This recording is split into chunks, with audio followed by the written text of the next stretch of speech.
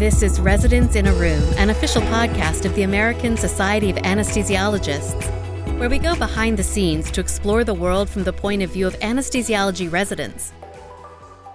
When emergencies happen, they can be so scary, and it is fair game for a candidate to ask about the support they will have on the day-to-day. It's your mission to find a practice that will help support you both in clinical practice and with developing the interpersonal tools to become a leader within the operating room. Hey everyone, welcome to Residents in a Room, a podcast for residents by residents, or in this case, people who were once residents. I'm Dr. Doug Morgan, and I'm here with my colleague, Dr. Camelia Baldridge, and we're hosting this episode sponsored by our practice, U.S. Anesthesia Partners. Today, we're going to share some thoughts on questions residents can use during the interview process to better understand the health and structure of a private practice. Our goal is to help residents develop the language to be able to mine salient information from an interview process and really make the interview process a two-way street. Before we jump in, Camelia, why don't you tell the listeners a little bit about yourself? Sure. My name is Camelia. I went to the University of Colorado for medical school and the University of Washington for both residency and a complex neuro fellowship. After graduating, I did what many new grads do. I focused my job search on geography, my perceived collegiality of the practice, and the complexity and breadth of cases was really important to me. This landed me at USAP Washington, where I've been since 2019. And in the years since starting private practice, I've learned much more about the business side of anesthesia and the importance of joining a practice with a good relationship with the hospital, hence my presence here today. Doug, can you introduce yourself as well?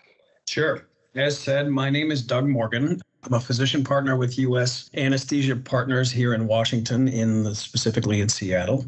I went to medical school at the University of Health Sciences in Kansas City, then anesthesia residency here at the University of Washington. Then I did a year abroad in Auckland, New Zealand, doing a mix of peds, adult cardiac, and ENT anesthesia. I've been with the group since 2008. I've also had the good fortune to wear many hats within leadership in that time. I'm currently on our group's board of directors, and I am our thoracic anesthesia chief. So Doug and I both sit on our group's recruiting committee, and we have the privilege of interfacing with dozens of anesthesia graduates, anesthesia fellows, and also seasoned anesthesiologists who are interviewing for private practice. And in our time on recruiting, we've noticed that experienced anesthesiologists ask very in-depth questions about the structure of our practice and our relationship with the hospital. And many new graduates don't ask any of these questions. So today, we want to share with you several questions you can ask during an interview to make sure the practice you join has longevity. And as Doug said, we want to ensure that the interview process is a two-way street. Yeah, so the three topics we will discuss here today. Number one, ensuring a symbiotic relationship between the practice and the hospital system. Two, the internal processes for quality improvement, mentorship, case review, and protocol development. So physicians are supported in continually focusing on improved patient care. And finally, the operational or business structure of the practice, meaning the non-clinical employees of the group that support the physician's ability to focus on their clinical practice. Doug, interviews are very nerve-wracking, and some residents might feel nervous about asking too many questions. What's your response to that?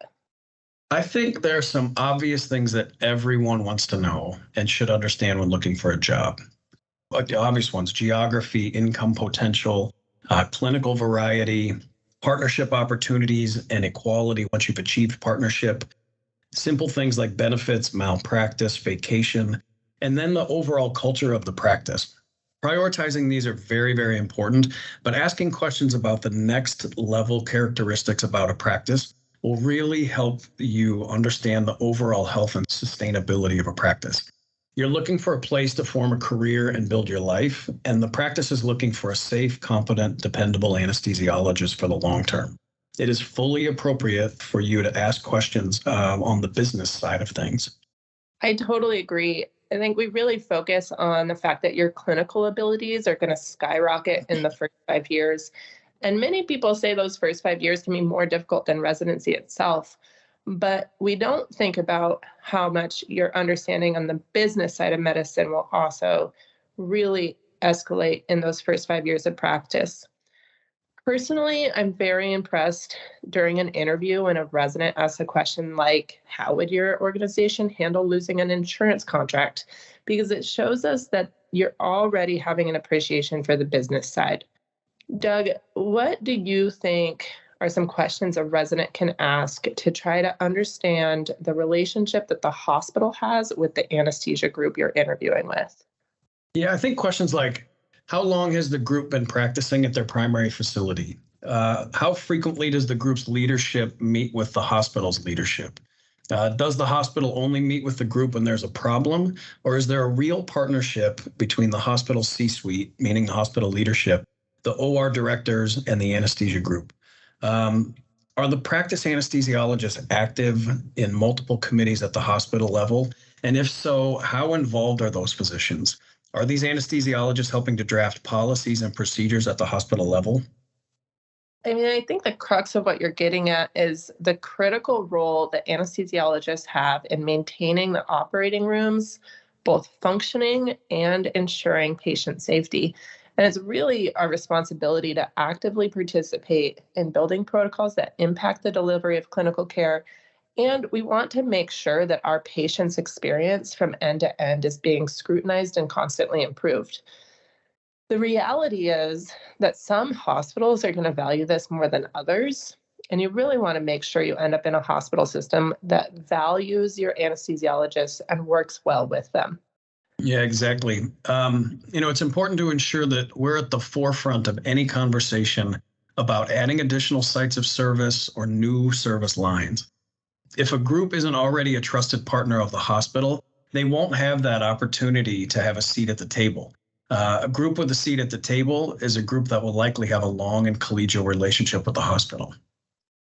So, what happens if the expectations of one party are not being met by the other? In other words, what are some questions an applicant can ask to try to determine if there's been issues with either the practice or the hospital side of this critical relationship? Yeah, unfortunately, right now, there's lots of examples of these relationships souring. And often it just becomes the hospital system looking for a whole new anesthesia group. This typically means terminating or not renewing the contract and opening what's called an RFP, a request for proposal. An RFP is typically then answered by any number of competing anesthesia groups to see if a different anesthesia group would be better able to meet the needs of the hospital, whether that be first case starts, cost of services, or the ability to provide specific service lines. For residents in an interview, I think simple questions are things like, has the group ever had to answer an RFP with their own hospital or system? Do you, meaning the interviewer, do you feel the group is meeting the needs of the hospital? As a group, do you struggle to meet the OR demands for case starts? Do you have adequate staffing to fulfill those first case start obligations? Does the hospital advertise excellence in services such as cardiac, peds, code stroke, regional? And if so, is the group able to sustain those service lines with fellowship-trained anesthesiologists? Can the group grow as the hospital grows? If the hospital asks the group to help build new ORs or add service lines, will the group be able to meet those needs? Those are a lot of really big questions, but it seems like a lot of those are so intimately related to the clinical breadth and the acumen of the group. Part of what makes an anesthesia practice successful, as we've been mentioning, is the group's ability to deliver safe, superior, and consistent clinical care. Exactly. Cam, what are some programs within a practice that prioritizes high quality clinical care? And what are some questions a resident can ask during an interview to learn about these programs? This is something that I think I took for granted when I was a resident applying to private practice, because quality improvement programs and things like mentorship are so often built into academic institutions. And it's easy to take for granted that they'll always be there. The reality is not all private practices are going to value quality improvement programs in the same way, because the reality is that these programs take a lot of work, time, dedication, and leadership to maintain. I think first off, for me, an important question to ask is if there's any sort of mentorship program for a new anesthesiologist joining the group. And this can be as simple as pairing an anesthesiologist with an experienced anesthesiologist with similar clinical interests and personality. And you're just trying to establish a support system when you're starting in a new and foreign clinical environment. I think the other important question to ask is about the presence of clinical quality programs within the group. Established QI programs are absolutely paramount to strong working relationships with surgeons, and they should aim to improve our patient outcomes. Again, keep in mind, not every group that has a QI program is going to be created equal. It's perfectly reasonable to dig in and ask questions about QI program and processes during your interview. Yeah, I think specific questions could include, is there a quality improvement leadership structure within the group? And are there any non-clinical support team members dedicated to supporting that leadership? I think you can ask for an example of a recent QI initiative that was implemented. And then what kind of data is the QI program capturing? And is that data being used to build new best practices? Other things, what kind of reporting tool does the quality and risk program have in place? Does the QI leadership meet to review incidents? Does the group have morbidity and mortality conferences? There's often morning times where you can sit down with other members of your team and review cases that didn't go perfectly. And then who is in charge of protocol development? I think these questions are so important because they're paramount to your own continued development as an anesthesiologist when you join a group. And in my time on the recruiting committee, I really am impressed when a graduate asks questions about our own quality programs, because it shows that they understand that very important interplay. Yeah, and I will add that I think it's a good idea for residents to understand what the support is like in the OR day to day. Some groups run very lean, where everyone is in the OR as often as possible, whereas other groups build in a board runner or an individual who is out of the OR and available for clinical help. Coming straight out of residency, you should understand how far away help is when you need it, and how the practice that you might join and how their structure influences this ability to offer that clinical assistance.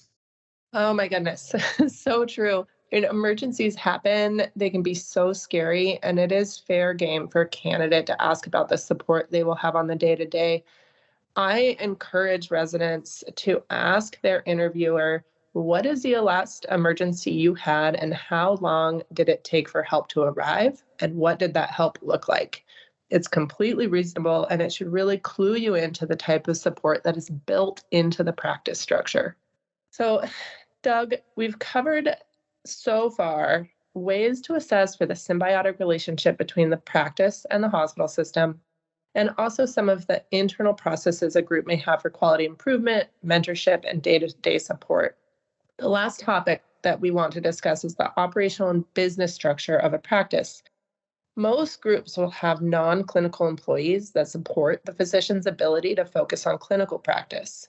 What are some of the internal group organization and leadership structures that you think make a good business model? Yeah, well, we all know how to do anesthesia, but what we haven't been trained on is the business side of our specialty. I think the key takeaways for a resident from an interview would be, how does the practice manage itself? Is everything a vote of the partners, or do you have a governance board and committees to help guide decisions? Similarly, do the board or the committee members have term limits? How frequently are these positions turned over? And is there succession planning in place to assure the future of the practice? Is there business leadership behind the scenes? This can be things like a chief quality officer, it can be a chief financial officer, an HR director, a compliance officer, and to me, the most important one is the business exec. So one individual to help the group interface with the hospital C-suite so that business leaders are talking to business leaders. I think an applicant can ask, who manages contract negotiation and renewal with the hospital? This should ascertain if business leadership is responsible for contracts or if the group relies on their anesthesiologist to handle these critical business relationships. Other question, who handles payer contracting negotiations with the insurance companies? Who handles the billing? Is it in-house or is it outsourced? And how efficient is it? Are the physicians responsible for any part of the billing process beyond just keeping accurate records? That is so many topics that, again, I had no idea when I was a resident applying for jobs. I think the other business side topic that I would add is to ask about recruiting. Specifically, ask if the group has support to recruit physicians both locally and outside of the region. And this might be in the form of somebody like a recruiter. And also, it's reasonable to ask about recruiting targets and attrition rates to get an idea about the stability of the group. So, Cam, we've covered a lot of ground. I think at the end of the day, especially in those first few years of your career, 95% of what you will do daily, you will have already been trained to do. It's your mission to find a practice that will help support you both in clinical practice and with developing the interpersonal tools to become a leader within the operating room. We really hope the questions we've posed today will help you find a healthy practice with intelligent and thoughtful clinical quality programs already built in, a symbiotic relationship with the hospital where the hospital values its anesthesiologists and gives them a seat at the table, and also a strong internal business structure that supports physicians so that we can do our day-to-day clinical work and not worry about all of the business stuff. Yeah, we want to thank you, everyone, for tuning in. If anyone has questions or wants to contact either Cam or myself, please feel free to reach out. Our email addresses are on the USAP website. And we really hope our listeners learned something valuable today. And we hope you'll tune in to the next episode of Residents in a Room, the podcast for residents by residents, or at least people who were once residents. Thanks, everybody. ACE20B is out now. Try a sample question. How well do you know anti-epileptic drugs, serotonin syndrome, and pain management for CYP2D6 poor metabolizer? Find out with thoughtful refreshers on 100 essential topics. And earn up to 30 CME on your own time. Answer a sample question now at asahq.org/ACE. Join us for Residents in a Room, where we'll share timely info, advice, and resources designed to help residents succeed in residency and beyond. Find us wherever you get your podcasts or visit asahq.org/podcasts for more.